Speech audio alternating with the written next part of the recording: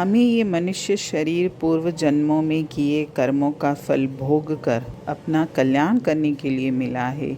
इसलिए जब तक शरीर है तब तक अनुकूल प्रतिकूल सुखदायी दुखदायी परिस्थितियां आती ही रहेंगी और रोग भी आते ही रहेंगे।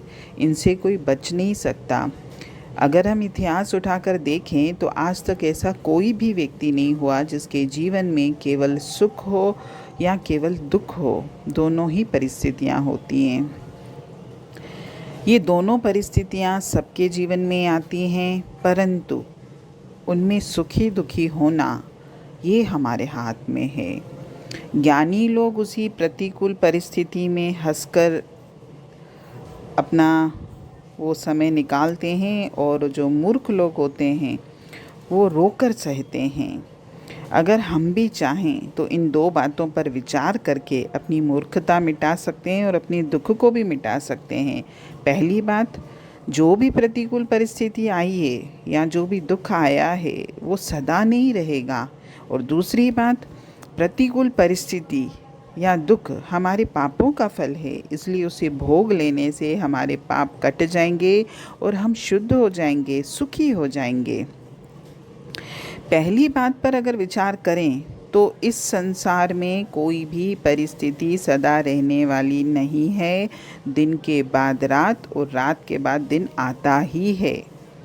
कहते भी हैं कि संसार में हम जितने संग्रह कर रहे हैं सबका अंत विनाश है, यानी जो चीज़ है उसको नष्ट होना ही है।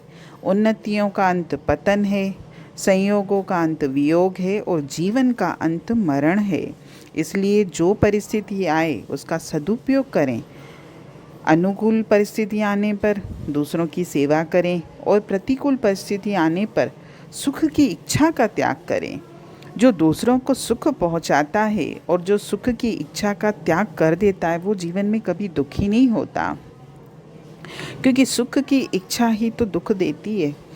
दूसरी बात पर अगर विचार करें तो जो प्रत्येक परिस्थिति प्रतिकूल आ रही है हमारे जीवन में, तो वो तो हमारे पूर्व के किए पापों का फल है।